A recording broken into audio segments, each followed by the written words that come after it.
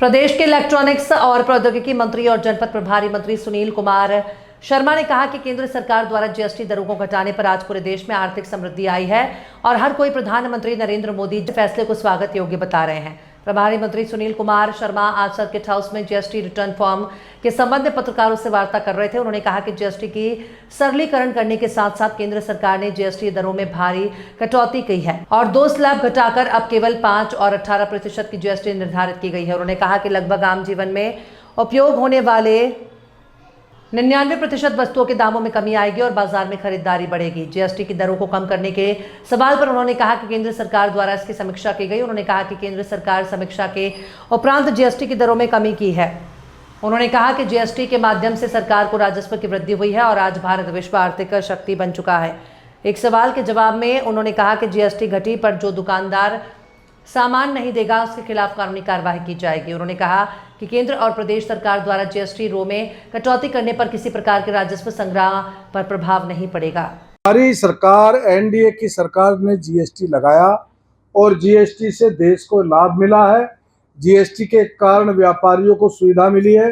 1 nation 1 tax 1 कारोबार, आदमी हिंदुस्तान में कहीं भी कारोबार कर सकता है। जीएसटी उनका कारोबार करने का सुविधा मिला है। देश ने तरक्की की है, हम चौथी अर्थव्यवस्था बने हैं, तो उसमें जीएसटी की बहुत बड़ी भूमिका है। आज हम ब्रह्मोस बना रहे हैं और दुनिया को बेच रहे हैं। वो इसलिए बेच रहे हैं कि हमारे लोगों ने कर दिया है। अब आवश्यकता समझी गई कि भाई इसको हमको स्वदेशी को और मजबूत करना है।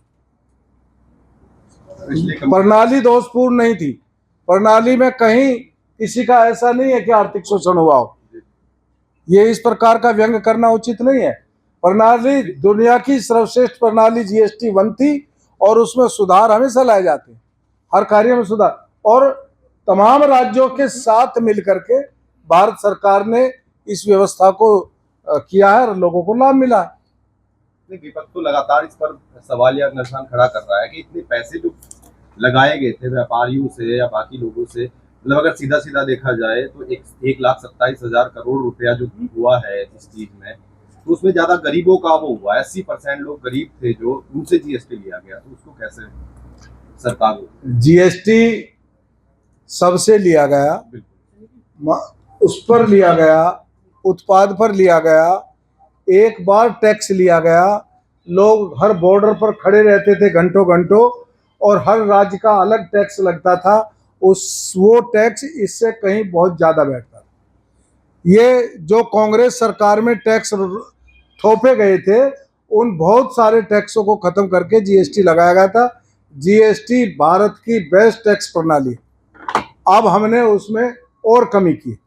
जीएसटी कम की है, अस्थायी है या स्थायी रूप से लागू की जाएगी या सिर्फ चुनावी स्टंट है? देखिएगा, जीएसटी एक काउंसिल है जिसमें देश के सभी राज्य शामिल होते हैं। जब भी कोई निर्णय होता है उसमें पक्ष विपक्ष नहीं, सभी राज्यों के मुख्यमंत्री या वहाँ के वित्त मंत्री उसमें पार्टिसिपेट करते हैं और वह काउंसिल का निर्णय होता है। जीएसटी संग्रह है जिससे कम कराया है, तो उसमें आशंका जताई गई जीएसटी राजस्व है उसमें घाटा हो सकता है। क्या राजस्व का घाटा? नहीं, घाटा नहीं होगा, घाटा नहीं होगा।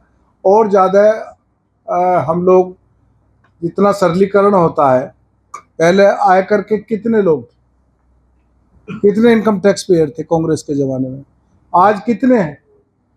चूंकि 12 लाख की सीमा करिए, अगर उसे 2.5 लाख पे रखोगे तो कम हो जाएंगे। सरलीकरण करने से पेमेंट ज़्यादा